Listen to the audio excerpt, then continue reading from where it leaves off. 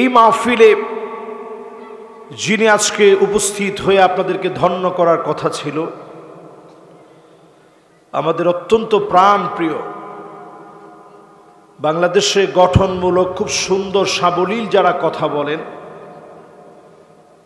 অত্যন্ত কাবিলিয়াত ওলা আলেম যারা, যোগ্যতার সঙ্গে যারা কথা বলেন, তাদের মধ্যে অন্যতম প্রথিত যশা একজন আলেমে দ্বীন হযরত মাওলানা আব্দুল হাই মোহাম্মদ সাইফুল্লাহ হাফিজাহুল্লাহ ওয়া রাআহ।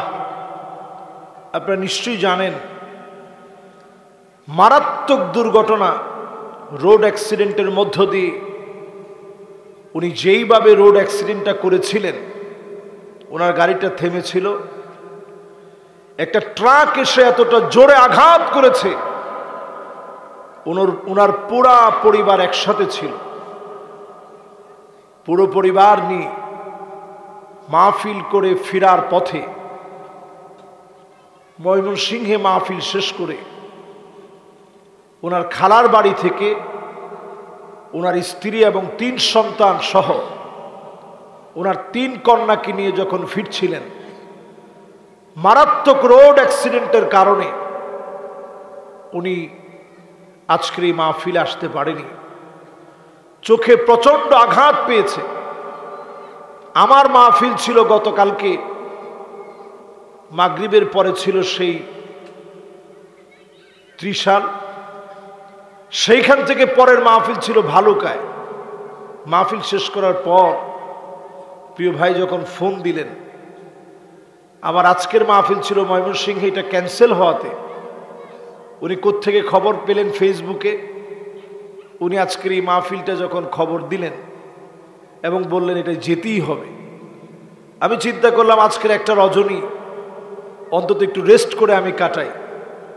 কিন্তু উনি যখন প্রচণ্ড ভালোবাসা থেকে অনুরোধ করলেন, আমি চিন্তা করলাম অন্তত একটা রজনী, এই রজনীতে একটু আপনাদেরকে নিয়ে কথা বলি। এখানে আজকে আমার আসার কথা ছিল না, রিজিক আল্লাহ রাব্বুল আলামিন ঠিক যেখানে লিখছেন এখানে আপনাকে যেতেই হবে, ঠিক কিনা বলে? আমি একটু অবাক হয়েছি। এইখানে যখন আমি আসলাম, এখানকার একজন আমারে বলতেছিল যে হুজুর, আমরা আপনাকে দাওয়াত দেওয়ার জন্য সিদ্ধান্ত নিয়েছিলাম 2 মাস আগে এবং যোগাযোগও করেছিলাম, কোনোভাবে যখন আপনাকে পাচ্ছিলাম না তো চিন্তা করলাম আপনাকে তো আর পাওয়া যাচ্ছে না। তো দেখেন ঠিকই রিজিকের টানে আল্লাহ রাব্বুল আলামিন আপনাদের মাঝে কথা বলার জন্য নিয়ে আসছে, আলহামদুলিল্লাহ। তো এই মাহফিলে আমার প্রিয় যে ভাইটা অসুস্থ আছেন, আপনারা মন থেকে দোয়া করবেন, প্রতিমধ্যে যখন চলবেন সব সময় আল্লাহর কাছে দোয়া পড়ে নেবেন। কারো বিপদ দেখলে নবীজি একটা দোয়া শিখিয়েছেন, সবাই আমার সঙ্গে পড়েন, আলহামদুলিল্লাহিল্লাযী আফানি মিম্মা ইবতালাকা বিহি ওয়া ফাদ্দালানি আলা কাসীরিম মিম্মান খলাকা তাফদীলা। আমরা আল্লাহর কাছে, নিজের আল্লাহর কাছে পানা চেয়ে নিলাম। আমার ভাইয়ের জন্য আমরা দোয়া করি, অতি তাড়াতাড়ি আল্লাহ রাব্বুল আলামিন যেন শিফায়ে কামিল আদিল আজিল যেন আল্লাহ নসিব করে দেন, পড়েন আমিন। আল্লাহ রাব্বুল আলামিনের সাথ করেন, ওয়া আনিহকুম বাইনাহুম বিমা আনজালাল্লাহ।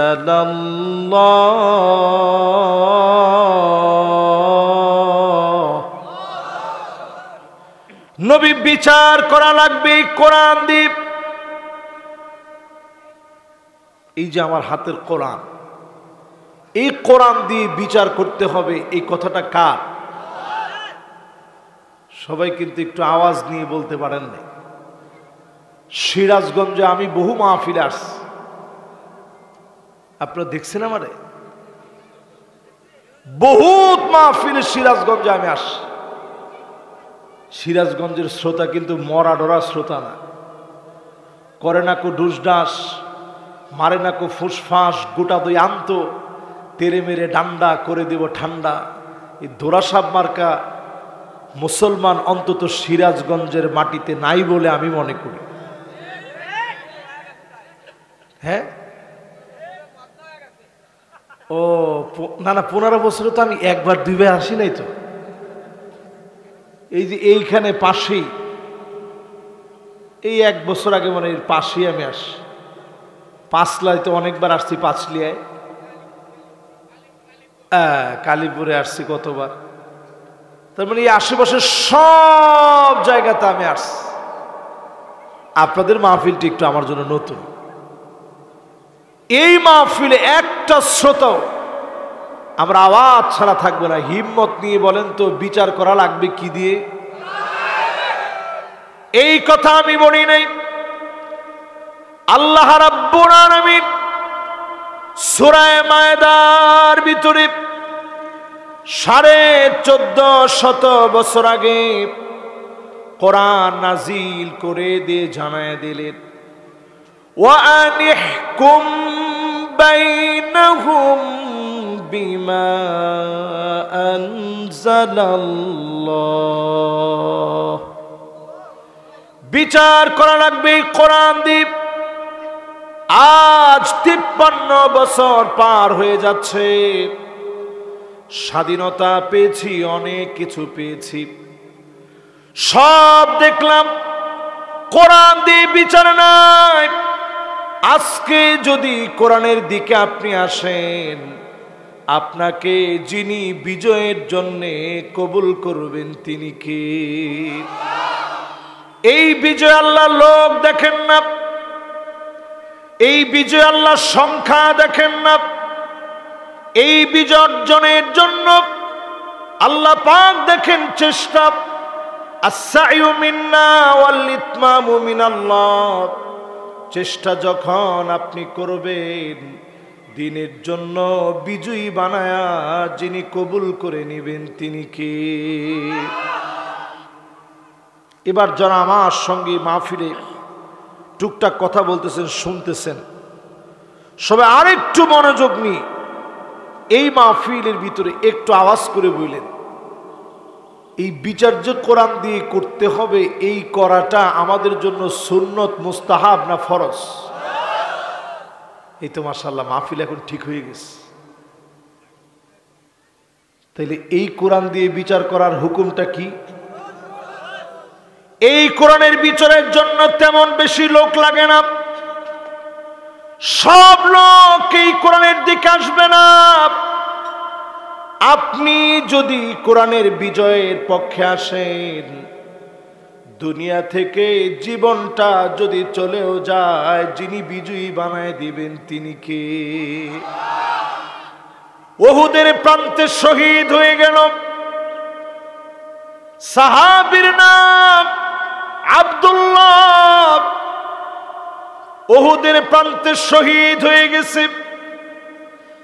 আল্লাহ রাব্বুল আলামিন নিজে ডাকলেন, আব্দুল্লাহ তোমার মনটা কি চায় আমি আল্লাহকে বলো, তোমার মনটা কি চায় আমাকে বলো। আব্দুল্লাহ বললেন, আল্লাহ উহুদের প্রান্তে যেমন করে জীবনটা দিয়ে দিয়েছি, আল্লাহ আবার আপনি সুযোগ করে দেন, আবার জীবনটা উহুদের প্রান্তে আবার যাব, আবার বিলায় দিব। 1000 বার আপনি জীবন দিবেন, 1000 বার দিন বিজয়ের জন্য বিলায় দিব, 1000 বার শহীদ হয়ে যাব। আল্লাহ রাব্বুল আলামিন জানায় দিলেন, ফয়সালা চূড়ান্ত হয়ে গেছে। দুনিয়ায় একবার গেলে আর ফিরে আসা যায় না। একবার দুনিয়ায় আসা যায়, চলে গেলে আর ফিরে আসা যায় না, পুনর্জন্ম গ্রহণ করা যায় না। সঙ্গে সঙ্গে আল্লাহ পাক আব্দুল্লাহকে বললেন, আব্দুল্লাহ শোনো, তোমার মর্যাদা আমার কাছে অনেক বেশি। এই দিন বিজয়ের জন্য তুমি কষ্ট করেছ, জীবন আল্লাহর রাহে বিলায় দিয়েছ। আল্লাহর নবীর কাছে আল্লাহ ওহী নাজিল করে জানায় দিলেন, আব্দুল্লাহর সঙ্গে আমি সরাসরি কথা বলেছি। আব্দুল্লাহ বারবার উহুদে যেতে চায়, জীবন বিলায়ে দিতে চায়। আমি জানিয়ে দিয়েছি, একবার দুনিয়া থেকে আসলে কোনো দিনের জন্য আর দুনিয়ায় ফিরে যাওয়ার সুযোগ থাকে না, ঠিক কিনা বলে? নবীজি দামের কথা শুনে আব্দুল্লাহ রাদিয়াল্লাহু তাআলা আনহুর সন্তান জাবির বিন আব্দুল্লাহ উনাকে ডেকে আনলেন। জাবের, তোমার আব্বার দাম আল্লাহর কাছে এত বেড়ে গেছে, স্বয়ং আল্লাহ রাব্বুল আলামিন তোমার আব্বাকে ডেকে কথা বলেছে। জোরে বলেন আল্লাহু আকবার। জাবেরের চোখগুলা ছলছলে হয়ে গেছে। আমার আব্বার দাম এত বেড়ে গেছে, জীবনটা আল্লাহর রাহে দিয়ে আমার আব্বারে আল্লাহ ডেকে কথা বলে। জোরে কোন আল্লাহু আকবার। নবীজি বললেন, জাবের রে, তোমার জন্য আমি কি করতে পারি? জাবের রাদিয়াল্লাহু তাআলা আনহু বললেন, ওগো নবীজি, আব্বা উহুদের প্রান্তে শহীদ হয়ে গেছে, তেমন কিছু রেখে যেতে পারে নাই। অনেক পাওনাদার, অনেক টাকা পয়সা পাবে। নবীজি বললেন, জাবের ঘরের ভিতরে কি আছে? সামান্য কয়টা খেজুর ছাড়া কিছুই নাই। কিছু খেজুর আছে। সঙ্গে সঙ্গে নবীজি বললেন, জাবের, ঘরের ভিতরে যাও, খেজুর গুড়া নিয়ে আসো। আল্লাহর নবী খেজুর গুড়ার ভিতরে ফু দিয়ে একজন একজন করে পাওনাদারকে ডাকলেন, বিসমিল্লাহ বলে ফু দিলেন, নিজ হাতে ওজন করলেন, একজন একজন করে বিদায় করলেন। নবীজির বরকতি হাতে ওজন করে করে বিদায় করে দিলেন। সামান্য খেজুর দিয়ে সব পাওনাদারদের পাওনা পরিশোধ হয়ে গেল। অবশিষ্ট খেজুরগুলো জাবের রাদিয়াল্লাহু তাআলা আনহুকে নবীজি নিয়ে যেতে বললেন। এই জমিনে যারা দিন কায়েমের জন্য ক্লান্ত পরিশ্রম করেছে, তাদেরকে যিনি চিরস্মরণীয় বানায় রেখেছেন তিনি কে? আরেকজন সাহাবীর কথা শোনাই, মুসআব বিন উমাইর। কষ্ট হচ্ছে আপনাদের? বাবারা, মেহেরবানি করে, আমার মাহফিলে কিন্তু কথাবার্তা হয় না। থাক, অসুবিধা নেই, এটা ভলান্টিয়ারদের দায়িত্ব। ভলান্টিয়ার যারা আছেন, মেহেরবানি করে একটা আওয়াজ হবে না। আমি কিন্তু মাহফিলে বসার পরে খুব গরম, রুমের ভিতরে বসা অবস্থায় খুব নরম, যা বলবেন আমি শুনতে রাজি। মাগার মাহফিলের মাইক যখন আমার হাতে আসে, আমার জীবন চলে গেলেও কোরআন হাদিসের বাহিরে একটা কথাও এই মাইক থেকে বিগত দিনে বলি নাই, এখন তো সম্ভবই না। ঠিকও তো কয় না। এই জন্য যারা এদিক সেদিক আছেন, মেহরবানি করে বাবারা সব বসতে হবে। আমরা সব গুনাহগার, দাঁড়ায় থাকার মতো কোনো বড় রকমের কিছু আমরা হয়ে যাইনি, সব বসে পড়ি। ইয়ংরা মনে করতেছে আমাকে গুনাই নেই। আসেন, বুঝলেন, আল্লাহ বাঁচাইছে। আমার হাতটা যদি খালি লম্বা হইতো, টান দিয়ে নিয়ে আসতাম যে আসেন, কিন্তু হাতটা তো লম্বা করার স্রোত নাই। মাশাআল্লাহ, এই তো ইয়ং জেনারেশন মাশাআল্লাহ বলতেই রাজি হয়ে গেছে। জোরে করে আল্লাহু আকবার। তাহলে বিচার চলবে জানি কি দিয়ে? আর একটু জোরে কোন কি দিয়ে? কোরআন দিয়ে বিচার চলবে। মুসআব বিন উমাইরের কথা বলছি। আউয়ালু সাফির ফিল ইসলাম, ইসলামের প্রথম অ্যাম্বাসিডর। এই জমিনে দিন কায়েমের জন্য একটা টুকরা কাপড় পর্যন্ত কবরে নিয়ে যেতে পারে নাই। ছোটখাটো একটা কাপড় উহুদের প্রান্তে যেদিন শহীদ হয়ে গেলেন, এমন ছোট কাপড় দিয়ে কাফনের কাপড় হিসাবে জড়ায় দিয়েছে। আল্লাহর নবী বলেন মাথাটা ডাকলে পাটা বের হয়ে যাচ্ছে, পা ঢাকলে মাথা বের হয়ে যাচ্ছে। নবীজি বললেন ইযখির নামক গাছ দিয়ে পাটাকে তোমরা ঢেকে দাও, মাথাটাকে কাপড় দিয়ে ঢেকে দাও। এই দিন প্রতিষ্ঠা করতে গিয়ে, কোরআনের রাজ কায়েম করতে গিয়ে এক টুকরা কাপড় নিতে পারে নাই। নবীজি ঘুম থেকে উঠলে পিঠের মধ্যে চাটাইয়ের দাগ পড়ে যেত। হযরত ওমর নবীজির ঘরে একদিন অনুমতি নিয়ে গেলেন। অনুমতি নিয়ে যখন প্রবেশ করলেন, নবীজি শোয়া থেকে উঠে বসলেন। তাকায় দেখে এত সম্মানী নবী, কুল কায়নাতের নবী, রহমাতুল লিল আলামিন ঘুম থেকে উঠেছে। চাটাইয়ের দাগগুলা পিঠের মধ্যে পড়ে গেছে। হযরত ওমর ছোট বাচ্চার মতো কান্না শুরু করলেন। কান্না শুরু করে হযরত ওমরের কান্না এত বেড়ে গেছে, আল্লাহর নবী বললেন মা ইউবকি, ওমর রে কোন জিনিস তোমাকে এত পরিমাণ কাঁদাচ্ছে? কেন আজকে তোমার চোখে পানি? হযরত ওমর বললেন রোম পারস্যের সম্রাটদের কি এমন আছে এত সুখ শান্তি তারা করে, আর আপনি এত কষ্ট করেন দিন কায়েমের জন্য? আল্লাহর নবী বললেন ওমর শোনো, ফালাহুমুদ দুনিয়া ওয়ালানাল আখিরাত, তাদের জন্য শুধুমাত্র দুনিয়া, আমাদের জন্য আখিরাতের দুয়ার যিনি খুলে দিবেন তিনি কে? এই মাহফিলে যারা বসলেন, আল্লাহর কসম করে বলি দিন কায়েমের জন্য আসেন, আসমানের দুয়ার খুলে অজস্র রহমত, জমিনের সব বরকত যিনি আমাদেরকে দান করে দিবেন তিনি কি? আবার বলেন বিচার চলবে কি দ্বীপ? আসতে বলেন কি দ্বীপ? 2 নম্বরে আল্লাহ রাব্বুল আলামিন বলেন ওয়ালা তাত্তাবি আহওয়াহুম, মন গড়া বিচার চলবে না। ওমা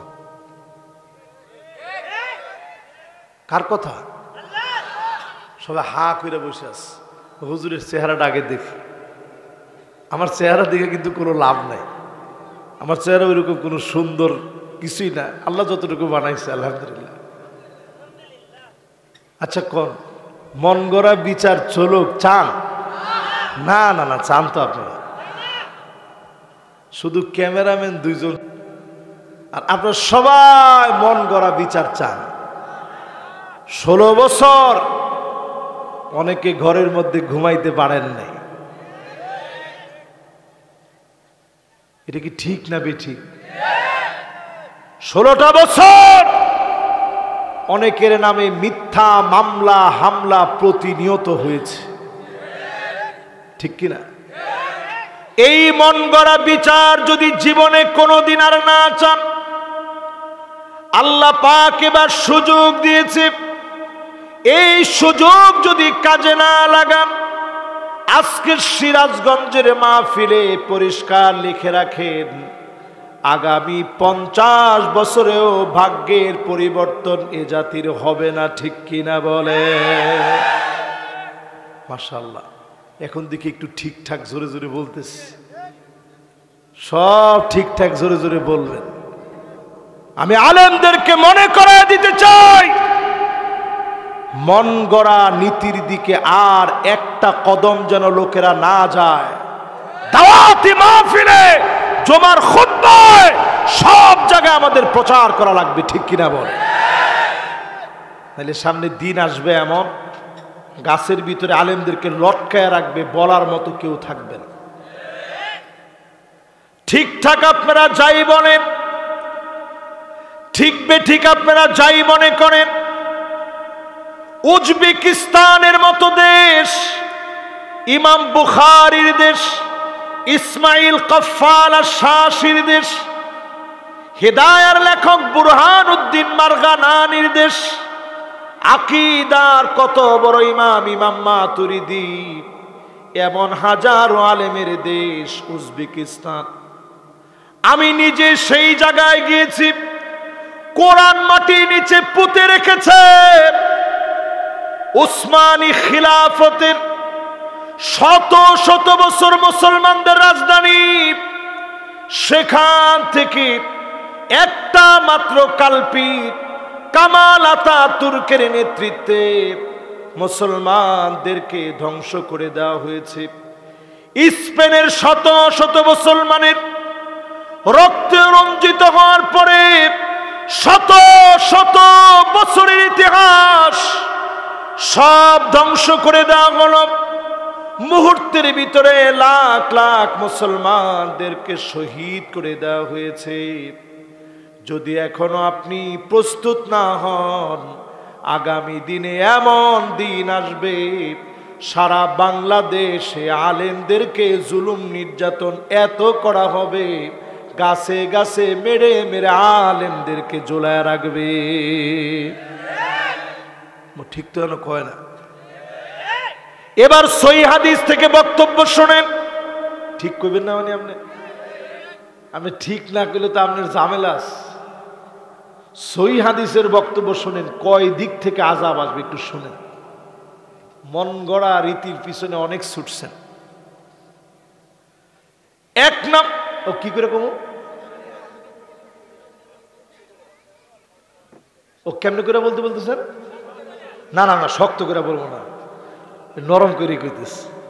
আল্লাহ বেশি শক্ত করে কইতে কয় না, একটু নরম নরম করে কই, নরম নরম করে কই। আপনারা নরম নরম করে শুই না, দিলের মধ্যে কথাগুলো লাগান। দেখছেন কারবার? মাহফিলে এসে শক্ত কথা শুনবেন, এই শক্ত কথার পরে শক্ত কথার আমল করতে পারবেন তো ইনশাআল্লাহ? আমি খালি এটা দেখি। যতজন এই মাহফিলে বসলেন, তিন ধরনের আযাব আসবে দুনিয়াতে। প্রথম অপশন আল্লাহ দিলেন, কুল হুয়াল কাদিরু আলা আন ইয়াবআসা আলাইকুম আযাবাম মিন ফাওকিকুম। আল্লাহ বলছেন নবী, আযাব আসবে উপরের দিক থেকে। কোথা থেকে? উপরের দিকের আযাব নিয়ে নাসার বিজ্ঞানীরা গবেষণা করল এই আয়াত নিয়ে। উপরের দিকের আযাব কেমন হবে? নাসার বিজ্ঞানীরা গবেষণা করে অবাক হয়ে গেছে। পাথরগুলো আল্লাহ পাক বেল্টের ভিতরে বেঁধে রাখছে। বিচ্ছুরিত হলে এক একটা প্রদেশ মুহূর্তের ভিতরে ধ্বংস হয়ে যাবে। হঠাৎ করে দেশ থেকে দেশ শেষ হয়ে যাবে। এই পৃথিবীর দিকে তারকাগুলো নিক্ষিপ্ত হবে, উল্কি পিণ্ডগুলো পড়বে, ঠাডা পড়বে, শিলা বৃষ্টি আসবে, বছর জুড়ে বৃষ্টি হবে, জমিন তার উর্বরতা হারায় ফেলবে। এই জমিনের ভিতরে দুর্ভিক্ষ নেমে আসবে। এমন আযাব গজব যিনি দিতে সক্ষম তিনি কে? নবীজি কান্না শুরু করছে, আল্লাহ আউযু বিওয়াজহিক, আপনার কাছে আশ্রয় চাই, যে উম্মতদেরকে জীবনে কোনোদিন দেখি নাই, এমন আদরের উম্মত গুলাকে আযাব গজব দিয়ে আল্লাহ আপনি শেষ করে দিয়েন না। আল্লাহ আপনার কাছে মাফ চাই, আমার উম্মত গুলা গুনাহ করলো একেবারে মেরে ফেলে দিয়েন না। আল্লাহ কবুল করে নিলেন। এজন্য এত অপরাধের পরেও উপর থেকে যিনি আযাব দিয়ে সবাইকে একবারে শেষ করে দেন না তিনি কে? অপশন জানি কয়টা? কয়টা? 1 নাম্বার অপশন, উপর থেকে আযাব আসবে। নবীজি কইছে আল্লাহ দিয়ে না। বাকি আছে কয়টা? 2 নাম্বার অপশন, আও মিন তাহতি আরজুলিকুম, নিচ থেকে আযাব আসবে। এমন আযাব আসবে, ভূমিকম্প হবে, কিয়ামতের আগে বড় বড় ভূমিকম্প হবে, এই জমিন তার উর্বরতা হারায় ফেলবে। এই জমিনের ভিতরে ভূমি ধস হবে, সাইক্লোন হবে, টর্নেডো হবে, ঘূর্ণিঝড় হবে, কত রকমের আযাব গজব নতুন নতুন আসবে। করোনার মতো মহামারী জমিনের ভিতরে ছড়ায় পড়বে, জম্বি ভাইরাসের মতো ভাইরাস ছড়ায় পড়বে, নতুন নতুন কত আযাব ছড়ায় পড়বে। যখন এই আয়াত নাজিল করা হলো, সঙ্গে সঙ্গে আল্লাহ রাব্বুল আলামিনের হাবিব বললেন, আউযু বিওয়াজহিক, আল্লাহ আপনার কাছে পানাহ চাই, একবারে নিচ থেকে আযাব দিন, সব উম্মতদেরকে মেরে ফেলে দিয়েন না। যখনই নবীজি আমার আপনার জন্য কেঁদে কেঁদে দোয়া করলেন, যিনি কবুল করে ফেলেছেন তিনি কে? তাহলে অপশন 2টা শেষ, বাকি আছে কয়টা? আও ইয়ালবিসাকুম শিয়া, নবী আপনার উম্মত দলে দলে বিভক্ত হবে। ওয়ায়ুযীক বাদুকুম বাসাবাদ, একজন আরেকজনকে মারবে, কাটবে। মুসলমান হওয়ার পরেও মারার ক্ষেত্রে তারা দ্বিধাবোধ করবে না, ঠিক কিনা বলেন? এখন একটু মুসলমানের সন্তানদের দিকে তাকায় দেখেন, 28 অক্টোবরে মুসলমানের সন্তান হয়ে লগি বৈঠা দিয়ে পিটা শহীদ করার পরেও নৃত্য করে যারা নাচতে পারে তারা সব হতে পারে, মানুষ তারা হতে পারে না, ঠিক কিনা বলে? কি বুঝলেন? শাপলা চত্বরে এত এত আলেম, ছোট ছোট মাদ্রাসার তালিবুল ইলম, তাদেরকে রক্তাক্ত করার পরে যারা বলতে পারে যে হুজুররা রং মাইখা শুয়েছিল, কি আপনাদের সমস্যাটা কোন জায়গায়? নাউজুবিল্লাহ, এত আসতে। এই রকম মুসলমান যারা এই মাহফিলে আজকে বসা আছেন, এরপরও যদি আপনি মনে করেন আগেই ভালো ছিল, আপনার মাঝে আর মুনাফিকের মাঝে কোনো পার্থক্য নাই। মন গড়া বিচারের বিরুদ্ধে দাঁড়াতে হবে আজকে থেকে। বিচারকদেরকে বলছি, বিচারপতি মানিক্কা থেকে শিক্ষা নেন। কলা পাতার ভিতরে শুয়েও সে বাঁচতে পারে নাই, তার মানে মন গড়া বিচার যখন চলবে জমিনে, আল্লাহ পাক তাদেরকে অপদস্থ লাঞ্ছিত বানায় দিবে, ঠিক কিনা বলে? তাহলে বিচার লাগবে কি দিয়ে? আরো জোরে বলেন। 3 নাম্বার যে অপশনের কথা বললাম, দলে দলে উম্মত বিভক্ত হবে। নবীজি আল্লাহর কাছে বললেন, আল্লাহ আগের 2টার চাইতে 3য় অপশনটা সহজ। ভাই ভাই মারামারি করলে কতক্ষণ করবে? একটু পরে তো আল্লাহ ঠিক হয়ে যাবে। 53টা বছর শেষ হয়ে গেছে মারামারিতে। এখন অন্তত কার টুপি কেমন, লম্বা টুপি না বাটি টুপি, পাঞ্জাবি কানাফারা না গোল জুব্বা, এইগুলা নিয়ে এখন মারামারি করার সময় আর নাই, ঠিক কিনা বল? নবীজি সেদিন অপশন মেনে নিয়েছেন। অনেক দিন ধরে আমাদের ভিতরে বিতর্ক চলেছে, ঐক্য হওয়ার যে সম্ভাবনা দেখা দিয়েছে। আল্লাহর কাছে বলি, আল্লাহ আমার এই ক্ষুদ্র জীবনে অনেক কিছু আল্লাহ আপনি দেখাইছেন। ওয়ার্ল্ডের বিভিন্ন দেশ আমি ভ্রমণ করেছি, অনেক দৃশ্য দেখেছি। আমার বাংলাদেশে যদি কোরআনের রাজ কায়েম হয়ে যায়, পুরা এশিয়ার ভিতরে দিনকে যিনি এক এক করে বিজয় করে দিবেন তিনি কে? আমি মনে করি এখনকার এই বিজয় যদি বাংলাদেশে অর্জিত হয়ে যায়, এই বিজয় থেমে থাকবে না।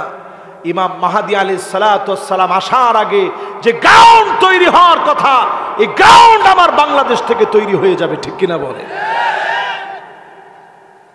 এরপরে 3 নম্বরে প্রিয় ভাইরা আমার, মনোযোগ আছে আপনাদের? মনোযোগ থাকলেও সময় আর আমার হাতে অল্প কিছুক্ষণ না। দেখছেন এতক্ষণ আপনারা কোনে ছিলেন? মাশাআল্লাহ, এখন অনেক লোক ঘুম রেখে দৌড়ে আসছে। তাড়াতাড়ি আসেন, আস্তাগফিরুল্লাহ আযীম। একটু তাড়াতাড়ি পাড়া চালায় আসেন, আপনাদের জন্য দোয়া করে দেবো ইনশাআল্লাহ।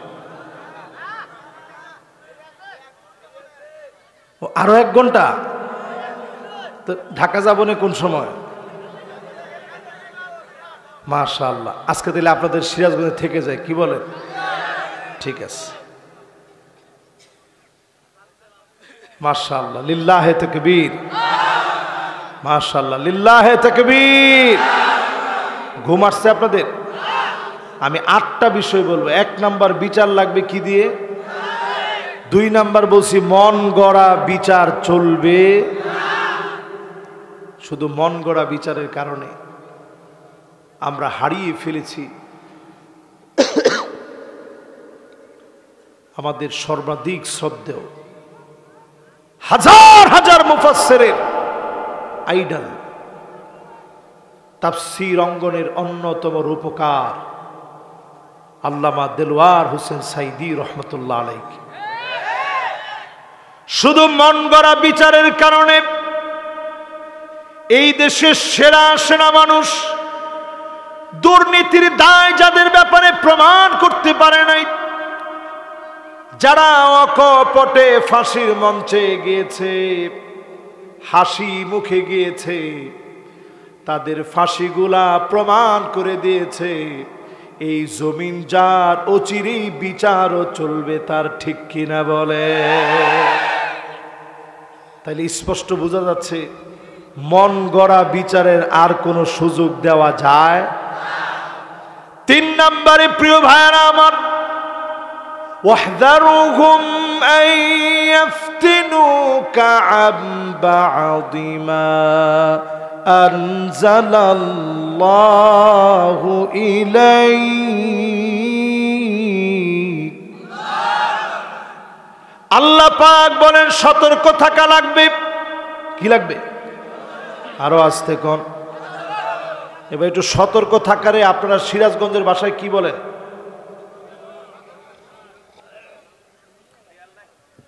একজনই কইছে খেয়াল রাখা। মাশাআল্লাহ, খারাপ কোন নাই, সুন্দর বলছে। আরেকজন বলছে সাবধান। আজ থেকে এই মাহফিলে বলি, আল্লাহ আপনাকে আমাকে জানায় দিলেন সতর্ক থাকো। এখনো সতর্ক থাকে। আমার দেশের চট্টগ্রামকে যারা নিয়ে যেতে চায়, দেশের চারপাশে যাদের শক্তি, আমার দেশকে যারা বন্ধু মনে না করে শত্রু মনে করে, আমার দেশের প্রভু যারা হতে চায়, এই মাহফিল থেকে পরিষ্কার বলি, কোন জালেমের জুলুম আর মেনে নেওয়া হবে না, ঠিক কিনা বলো? সতর্ক থাকা লাগবে। আমরা দেখেছি নতুন করে আলেম ওলামা অনেক সময় কি থেকে কি বলে আমরা অনেক সময় বুঝি না। মুস্তফা সরোয়ার ফারুকী কিছুদিন আগে হঠাৎ করে কথা উঠছে, ফেসবুকে হাইপ উঠে গেছে যে তাকে নাকি উপদেষ্টা থেকে বাদ দেওয়া হয়েছে। এই বাদ দেওয়া হয়েছে ফেসবুক শরীফে। আসলে বাস্তবিক পক্ষে তাকে বাদ দেওয়া হয়। তবে আজকে আমরা জোর দাবি জানাই, এই বাংলাদেশের অন্যতম রাহবার আল্লামা আহমদ শফি রহমতুল্লাহ আলাইহি, ওনাকে যেই লোকটা তেতুল হুজুর বলেছে, 92% মুসলমানের দেশে 5 আগস্টের রক্তের বিনিময়ে কেনা স্বাধীনতার পরে এই লোককে উপদেষ্টা থাকতে দেওয়া যায় না, ঠিক কিনা বলে? যতজন এখন আমার সামনে বসা আছেন, আপনারা যেইভাবে ঠিক বললেন, এই জন্য আসলে কোনো কাজ হয় না। ঠিকের ভিতরেও আমাদের এখনো স্পিরিট জাগ্রত হয়নি।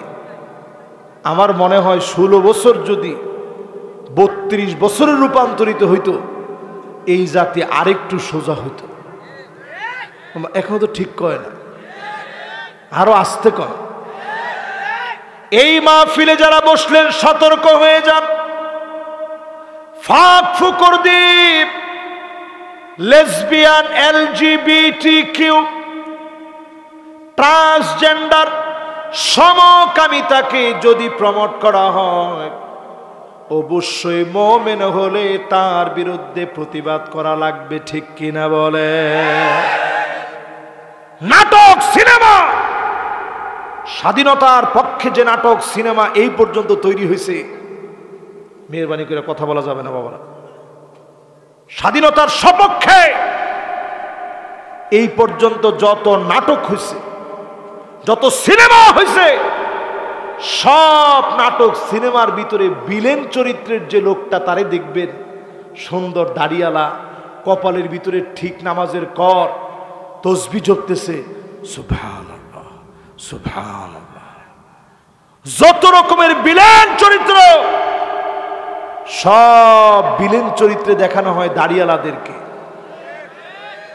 তাও তো ঠিক কয় না। এই কোন সিরাজগঞ্জে আসলাম আমার জানা নাই। ঠিক সমস্যা হইল, থাক, সমস্যাটা আজকে আর কইলাম না, থাক। না না না,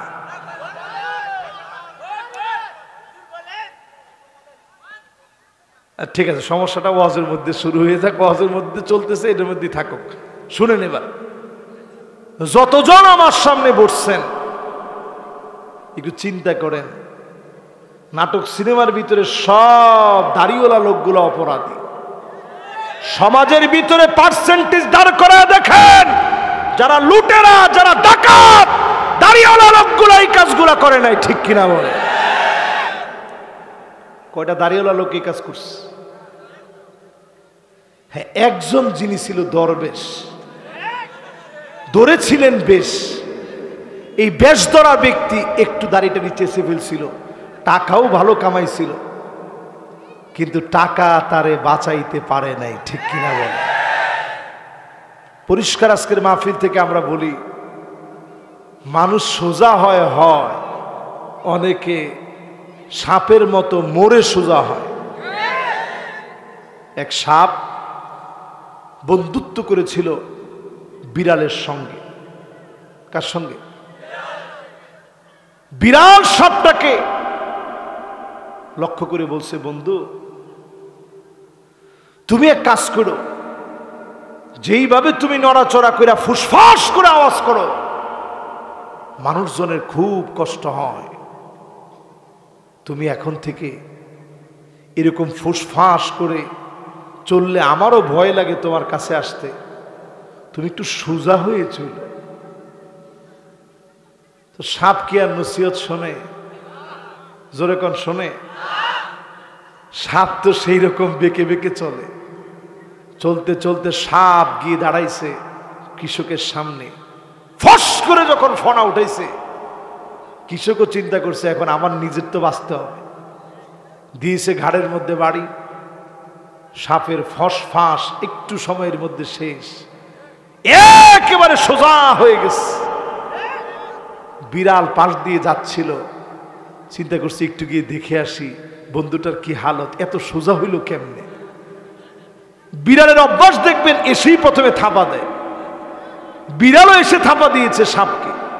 ওই থাপা কিন্তু সাপের চাইতে স্পিড সামান্য কম না, মারাত্মক স্পিডে যখন থাপা দিয়েছে, দেখে সাপ নড়াচড়ার আর কোনো খবর নাই।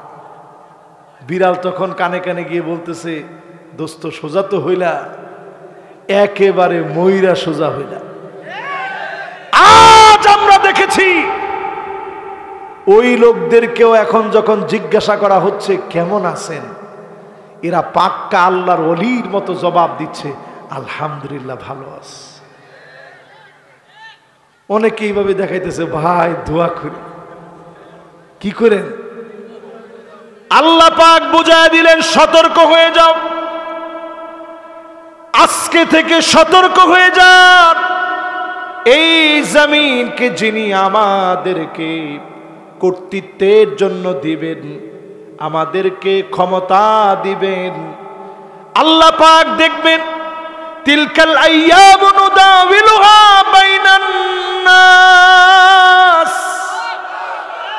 এই ক্ষমতা পাওয়ার পরে আপনি কতটুকু ইসলামের জন্য করলেন, না হলে যিনি থাপ্পড় মেরে জমিনের ভিতরে নাস্তানাবুদ করে দিবেন তিনি কে? অনেক কিছু আমরা দেখেছি, অনেক কিছু আমরা পেয়েছি। শেষ সময়ে মালিক আমাদেরকে ভালোবেসে সময় দিয়েছেন।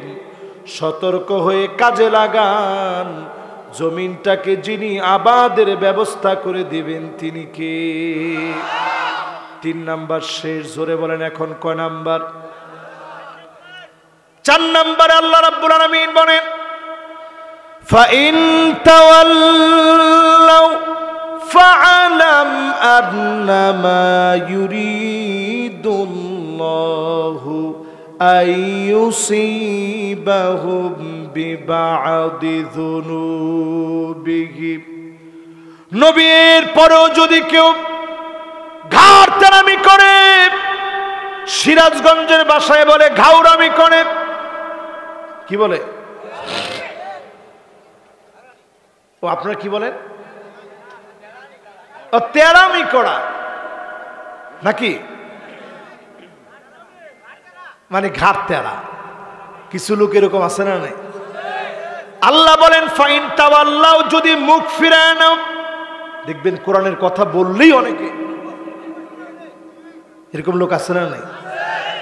এই রকম যদি ফস করে ওঠেন, হুজুর থামেন, এ খতিব এত সাহস কই পেলেন, এই রকম করে যারা ডায়লগ দিয়েছে, এই লোকগুলাকে অচিরেই যিনি আযাব দিয়ে ধরবেন তিনি কে?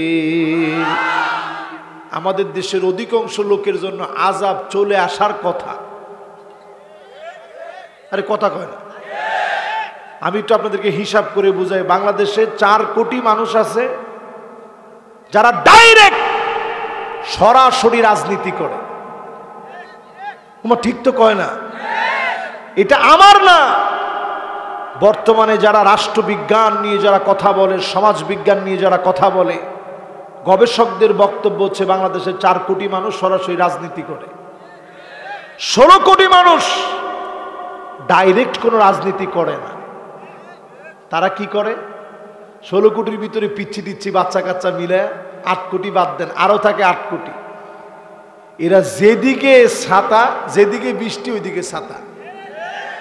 ঠিক কিনা বলে? এই 8 কোটি মানুষ, এরা সমুদ্রের ফেনা নয়, এরা সমুদ্রের পানি। এই পানি যদি আজকে মজবুত হয়ে যায়, বাতিল পরাভূত হবে, কালেমার পতাকা পতপত করে উড়বে, কোন জালেম আটকায় দিতে পারবে না, পারবে না, পারবে না।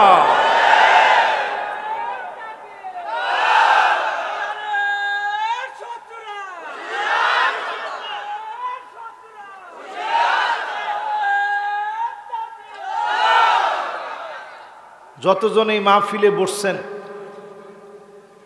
একটু হিসাব করে দেখেন, এই সংখ্যাটা বাংলাদেশে এখন কম না বেশি? তবে নতুন একটা আওয়াজ উঠছে সব দিকে। সব তো দেখলাম, এবার একটু দেখতে চাই ইসলাম যদি আসে তাহলে কেমন হয়। ঠিক কিনা বলে? এই আওয়াজটা আমাদেরকে 1-2 বছর না 200 বছর আগায় দিচ্ছে। জোরে কোন কয়শো বছর? আল্লাহ পাক আমাদেরকে এগিয়ে দিতে চান। ঘাটতেরামি বাদ দিয়ে কোরআনের দিকে আসেন। এখনো যদি আপনি মনে করেন শাপলা চত্বরে আলেমদেরকে নির্মমভাবে মারা হয় নাই, আলেমরা নাটক করছে। এখনো যদি আপনারা মনে করেন ছাত্রদেরকে হত্যা করা হয় নাই, আবু সাইদ মুগ্ধর মতো 2000 প্রাণ ঝরে গেছে, হাজার হাজার ছাত্র আহত হয়েছে।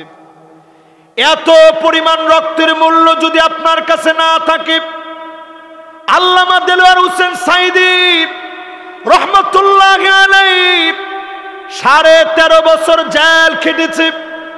মামুনুল হক সাহেবের মতো আলেম জেল খেটেছে।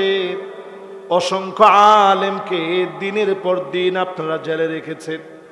জসিম উদ্দিন রহমানি 11 বছর 16 দিন জেলে থেকেছে। আমির হামজার মতো সহস্র আলেম দিনের পর দিন জেলে ছিল। এত কিছুর পরে শাহাদতের নাজরানা পেশ করেছে ফাঁসির দড়িতে। সেরা সেরা মানুষগুলাকে শহীদ করে দেওয়া হয়েছে।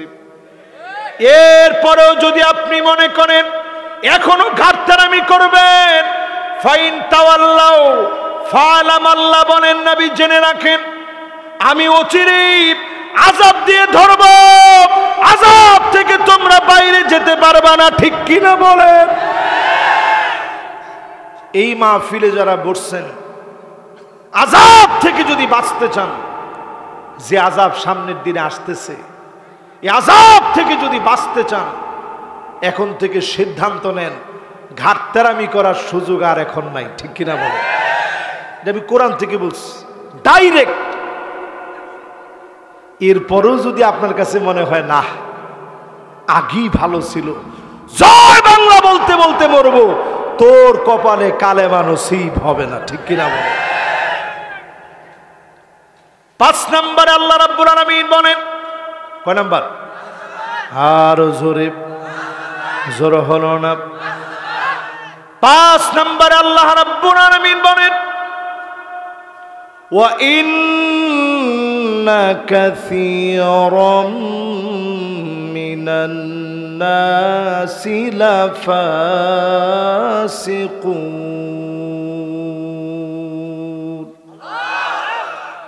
অধিকাংশ লোকেরা হবে ফাসিক। জোরে কোন কি? আল্লাহ বলেন নিশ্চয়ই, তাকিদ দিলেন, কাসীরুম মিনান নাস বললেন, একজন আর দুজন নয়, অধিকাংশ লোকেরা হবে ফাসিক। তারাই কেবল কোরআনের বিরোধিতা করবে। ঠিক কিনা বলে? এখন আপনি আপনার নিজের প্রশ্ন করেন, আমি কি ফাসিক না মুমিন? ফাসিক না মুমিন?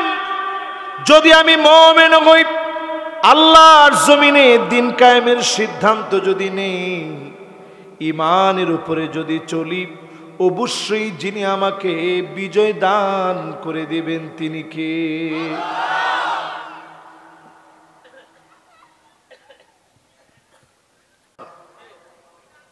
5 নাম্বারটা চলতেছে।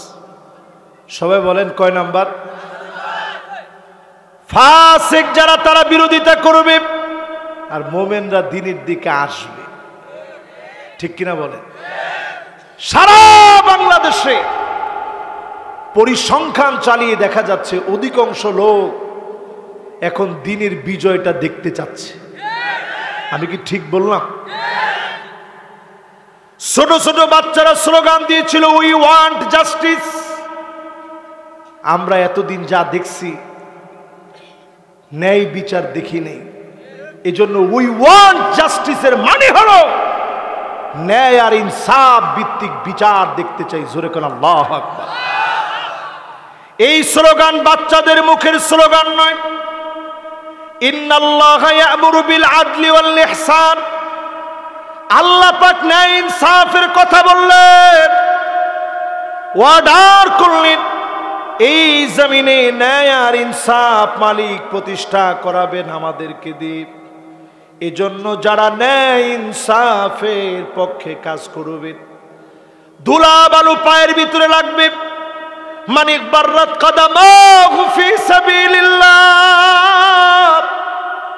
এই পায়ের ভিতরে ধুলি বালি লাগবে, দিন কায়েমের পথে আপনি যাবেন, শরীরের ভিতরে গুলি লাগবে, ধুলি বালু লাগবে, মাঝে মাঝে মানুষের গরম গরম কথা শোনা লাগবে, সহ্য করা লাগবে। এতটুকুন যদি আপনি করেন, হারামাহুল্লাহু আলাইহিন নার, জাহান্নামের আগুন যিনি হারাম বানায়া দিবেন তিনি কে? মোমেন না ফাসেক? ফাসেক। মোমেন না ফাসেক? এবার আপনি মোমেন হতে পারছেন কিনা একটু মিলায় নেন। যারা এখনো মুসলমানদের মার খাওয়া দেখলে একটু স্বাদ নেই, ঠিকই আছে, হুজুররা মার খাবে না, খাবে কে? একদম ঠিক আছে, এরকম বলার লোক আছে না ভাই? ফাঁসি হওয়ার পরে তোমরা মিষ্টি খাও, ঠিক ঠিক, এত আসতে। আর আমার এক হুজুর আপনি চিল্লে আওয়াজ করেন, হারে শ্রোতারে, ফাঁসি হওয়ার পর যারা মিষ্টি খেতে পারে তারা মোমেন হওয়ার স্বপ্ন দেখে লাভ নাই। ঠিক, তারা কিন্তু আবার 70-80 রাকাত তাহাজ্জুদ পড়ছে, মদিনা সনদ দিয়ে রাষ্ট্রটা চালাইছে, চেষ্টার কোনো কমতি নেই, সব করছে, মসজিদও আপনাদের জন্য বানায় দিয়ে গেছে। কিন্তু একটু আপনি চিন্তা করেন, একটা মুমিনের রক্তের দাম আল্লাহর কাবার চাইতে কম না বরং বেশি? জোরে কোন আল্লাহু আকবার। একজন মুমিনের দাম আল্লাহর কাছে কাবার সম্মানের চাইতে কম নয়। এমন মুমিনদেরকে জুলুম করা হয়েছে, নির্যাতন করা হয়েছে, একাকী নিবৃতে চোখের পানিগুলো ছেড়ে দিয়ে কেঁদেছে। জালিম বেশি দিন টিকতে পারে নাই, যিনি শেষ করে দিয়েছেন তিনি কে? আপনি কবেন হুজুর মাথা ঠিক আছে আপনার? 16 বছর, এরপর আপনি কোন বেশি দিন টিকতে পারে নাই, আর কতদিন টিকবে? 16 বছর আল্লাহর কাছে কতক্ষণ একটু চিন্তা করেন। কাআলফি সানাতিন মিম্মা তাউদ্দুন, একদিন, 2 দিন, 3 দিন, 1000 বছর যখন গুনবেন, আল্লাহর কাছে মাত্র পার হয়ে যাবে একদিন। জোরে কোন কয়দিন?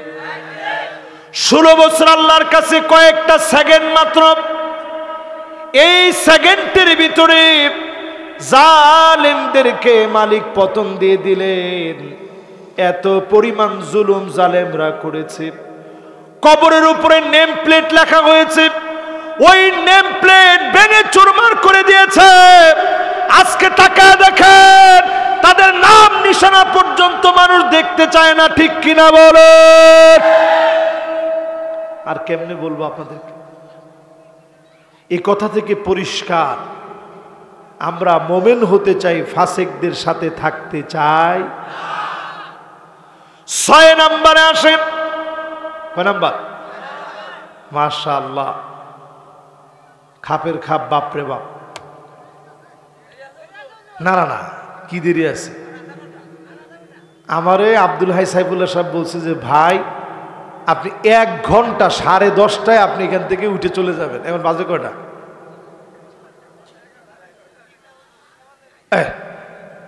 উনি নিজে আমার, যিনি দাওয়াত, আমি তো দাওয়াত নিই নাই, দাওয়াত যিনি নিচ্ছে উনি আমার বলছে যে আপনি মেহরবানি করে ভাই 10:30টা পর্যন্ত এখানে থাইকা যাই, যাতে করে পরের দিনের মাহফিলে কোনো ঝামেলা না হয়। আপনারা মেহরবানি করে, আমি কিন্তু ওয়াজ কম করিনি, লম্বা ওয়াজ করা হয়ে গেছে। মাশাআল্লাহ, লিল্লাহে তাকবীর। এই লোকটার কথা খুব সুন্দর, কইছে হুজুর আল্লাহর কথা খালি শুনতেই মনে চায়। তাহলে কতক্ষণ শুনবেন? মাশাআল্লাহ, জোরে কোন কতক্ষণ? এই যারা যারা সারা রাত বলছেন, এটা হুশে বলেন আর বেহুশে বলেন, আপনারা কিন্তু গুনার কাজ করেন নাই, সওয়াবের কাজ করছেন। কাতাবাল্লাহু লাহু হাসানাতান কামিলা। সহিহ বুখারী সহিহ মুসলিম সাক্ষী। আল্লাহর নবী বলেন, ভালো কাজের নিয়ত যখন করবেন, করতে পারেন নাই, শুধু নিয়ত করলেন, সম পরিমাণ সওয়াব যিনি বান্দার আমল নামায় দিয়ে দিবেন তিনি কে? খুশি না বেজার? মাশাআল্লাহ, সবাই খুশি। তাহলে কয় নাম্বার শেষ? 5 নাম্বার শেষ। কয় নাম্বার শেষ? আরে না মিয়া, 5 নাম্বার শেষ। 6 নাম্বারে ঢুকবো, এখনো ঢুকিনি। 6 নাম্বারে আল্লাহ রাব্বুল আলামিন বলেন, আফা হুকমাল জাহিলিয়াতি ইয়াবগুন।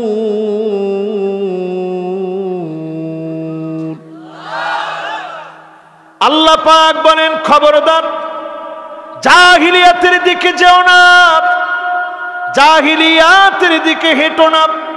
আমি তো এখনো তাকায় দেখি, চায়ের দোকানে বসে, অটোর মধ্যে বসে, সিএনজির ভিতরে বসে যারা এখনো বলে আগেরটাই ভালো ছিল, সবগুলা জাহিলিয়াতের দিকে দৌড়াচ্ছে। ঠিক আস্তে কমে গেছে, দেখছেন? একটু জোরে কম। এরকম লোক আছে না নাই? আগেই ভালো ছিল, পেঁয়াজের কেজি বাড়তেছে, টমেটোর কেজি এত, আলুর কেজি এত বেশি, আগেরটাই ভালো ছিল। এই সব জাহালাতে, জাহিলিয়াতের দিকে দৌড়াচ্ছে। কথা ঠিক কিনা বলে? উদাহরণ দিলে আপনারা পরিষ্কার বুঝবেন। জাহিলিয়াতের দিকে দৌড়ানোর মানে কি? জাহিলিয়াতের দিকে দৌড়ানোর অর্থ হলো এত কিছুর পরেও নিজেদের অপরাধ যাদের চোখে পড়ে না, এই লোকগুলা পরিষ্কার জাহিলিয়াতের ভিতরে আছে। ঠিক কিনা বলে? জাহিলিয়াতের দিকে আর যাওয়া যাবে না। আজকে থেকে তওবা করেন। যতজন এই মাহফিলে বসলেন, আল্লাহর নবী বলেন, কিয়ামতের দিন কঠিন মুসিবতের সময় মানুষ শুধু ঘামতে থাকবে। কারো কারো ঘাম গুলো টাকনো পর্যন্ত চলে যাবে। ওয়ামিনহুম মাইয়াকুনু ইলা কাবাইর। কারো কারো ঘাম গুলা হাঁটু পর্যন্ত চলে আসবে। ওয়ামিনহুম মাইয়াকুনু ইলা হাকুয়াই। কারো কারো ঘাম গুলা কোমর পর্যন্ত চলে আসবে। কারো কারো ঘাম গুলা বুক পর্যন্ত চলে আসবে। আল্লাহর নবী নিজের হাত দিয়ে দেখালেন, কারো কারো ঘাম গুলা মুখ পর্যন্ত চলে আসবে। মানুষগুলা ঘামের ভিতরে হাবুডুবু খাবে। সেই কঠিন মুসিবতের সময়ে আল্লাহ পাক কিছু লোকদের দিকে তাকাবেন না, দয়াও দেখাবেন না, মায়াও দেখাবেন না, কথা বলবেন না। সেদিন যদি আল্লাহ না তাকান, যাওয়ার মতো কোনো জায়গা বান্দার সামনে থাকবে না। সেদিন আল্লাহ পাক তাকাবে না কিছু মানুষের দিকে। ওই মানুষগুলা কারা হবে? সহিহ বুখারী সহিহ মুসলিমের হাদিস, রাজুলুন বায়আ রাজুলান লা ইউবাইউহু ইল্লা দুনিয়া। দুনিয়ার জীবনে একজন আরেকজনকে বলছে, নেতা তোমার ভয় নাই। আরে কথা কয় না, এরপর কি? রাজপথ সারি নাই। এরকম আছে না? হ্যাঁ, নেতাকে থাক, এত এত কইস না। মনে মনে করে দেখছস কিরকম কর্মী আমার। কিছুদিন পরে কর্মী আইসা করে, নেতা স্লোগান তো সব আমি দিছি, আমার চিনছেন না? আরে ভাই, তোরে চিনবো না? তুই রাজপথ সারস নাই, এত কষ্ট তো। হায় রে কর্মীরা, নেতারা কোথায় কোথায়? পালাবো না, পালাবো না।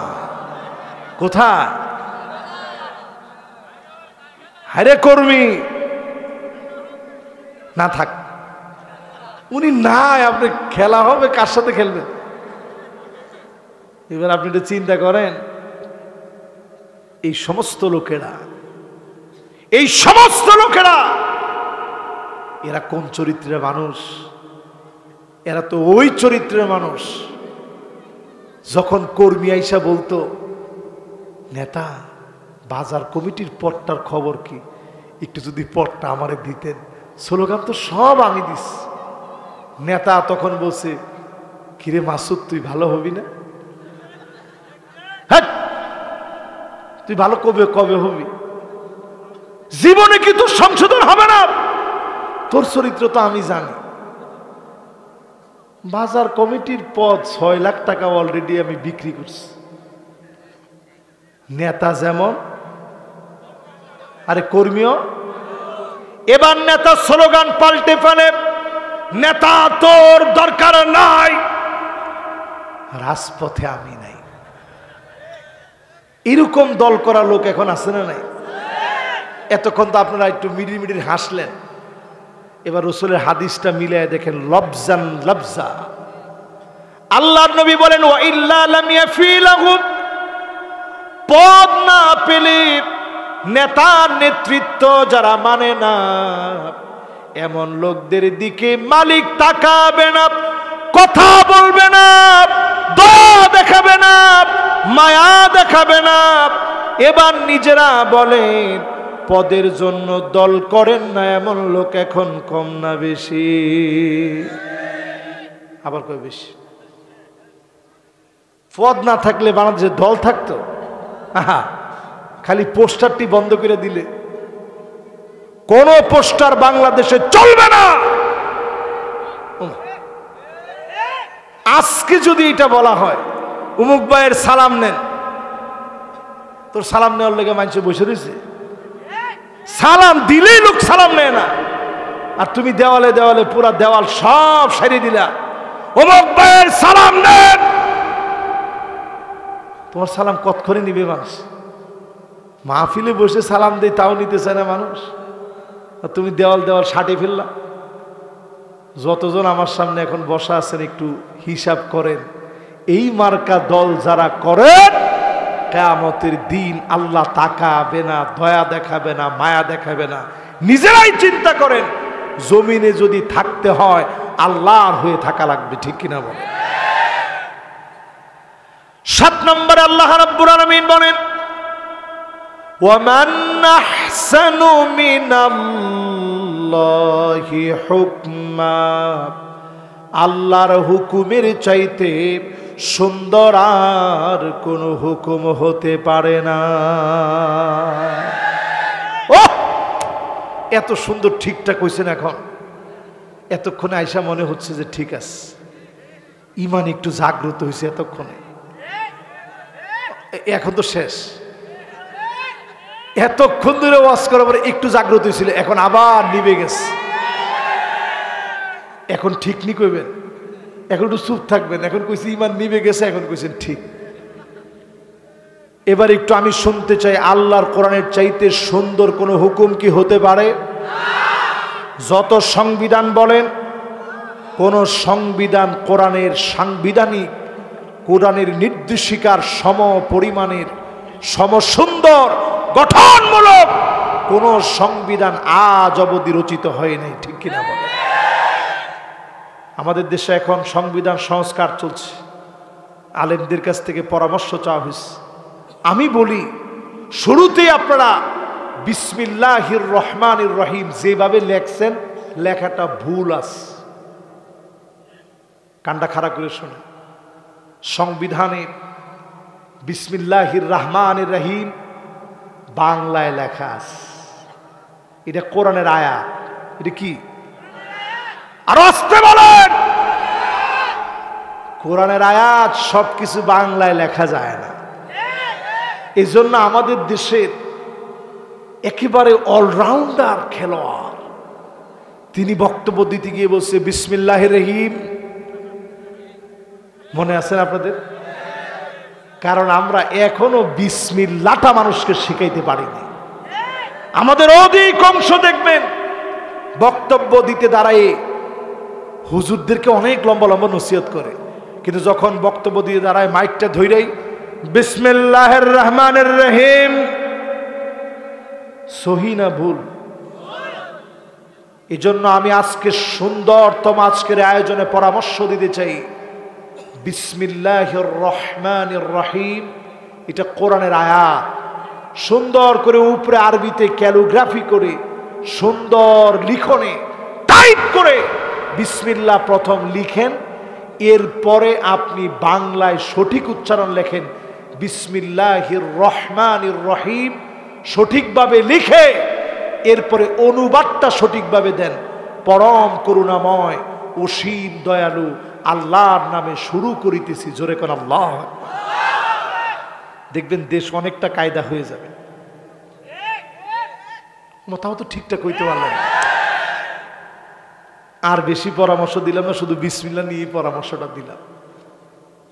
এরপরে আসেন আল্লাহ রাব্বুল আলামিন জানায় দিলেন, সবার কাছে এই কোরআন ভালো লাগবে না, আলেমদেরকে সবার কাছে ভালো লাগবে না।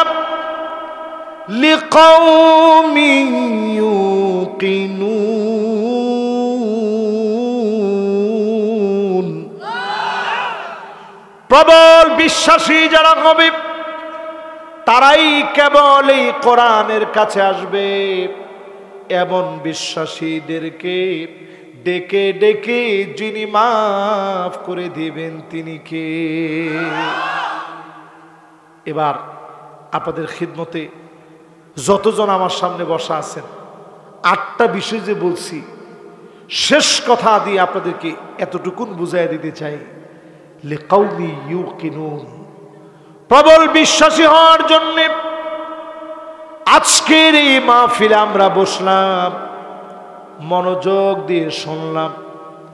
এখন থেকে উঠার মধ্যে যদি মৃত্যু হয়ে যায়, আপনি যদি নিয়ত নিয়ে ফেলেন আজকে থেকে এই কোরআনের বিজয়ের জন্য চেষ্টা করব, আপনি যদি নিয়ত করে ফেলেন এখান থেকে উঠতে উঠতে যদি মরে যান, হতে পারে যিনি মাফ করে জান্নাতি বানায় দিবেন তিনি কে?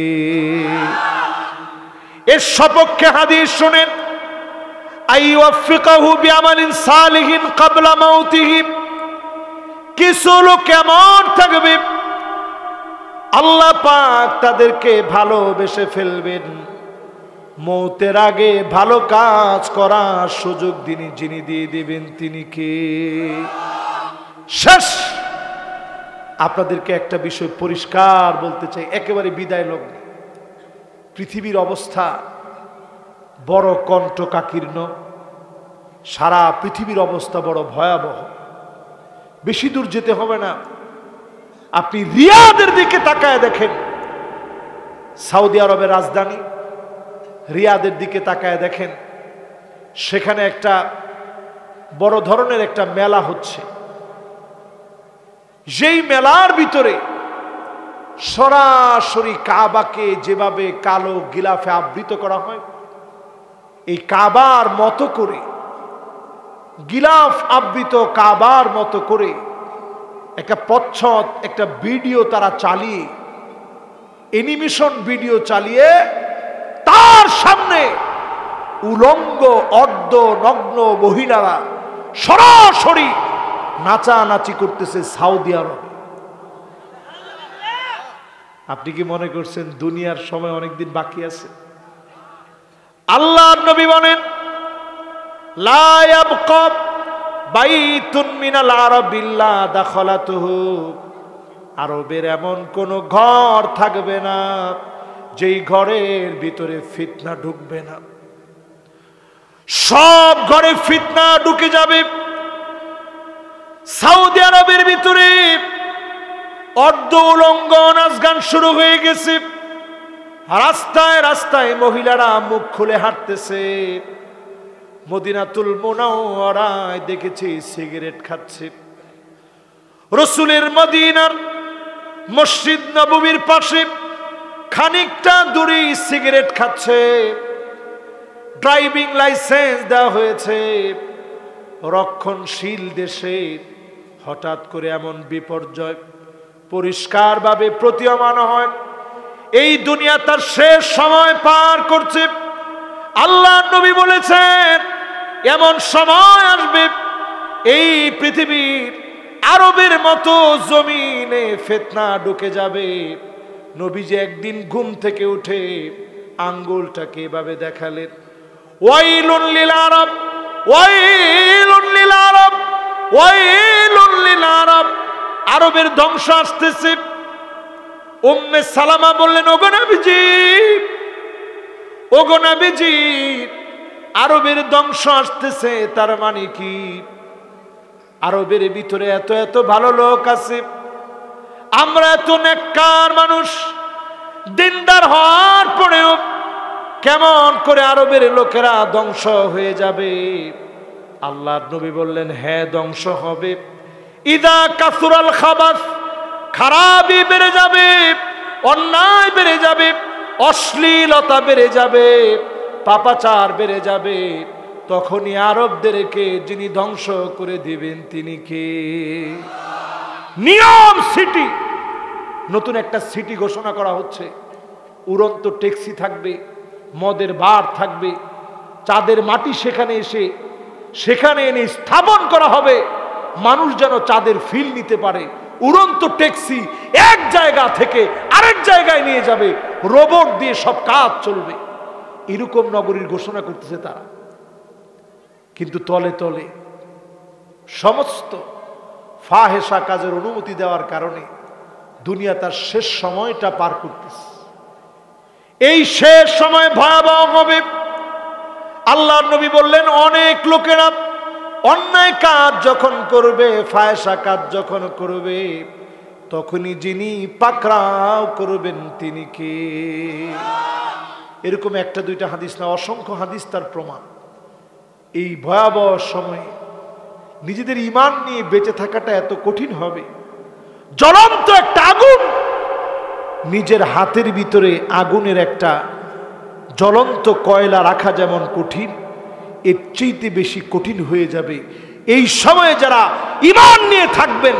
নবীজি বলছেন, খামসুন, তাদের দাম হবে 50 জনের সমান। জোরে করে আল্লাহু আকবার। সাহাবায়ে কেরাম বললেন, ওগো নবীজি, 50 জন কি তাদের 50 জন? নবীজি বলতেছেন, না, তাদের 50 জন না, খামসিনা মিনকুম, তোমাদের 50 জন সাহাবীর যে মর্যাদা, সে জামানায় আমার উম্মতের মর্যাদা এত দামি হয়ে যাবে। জোরে কোন আল্লাহু আকবার।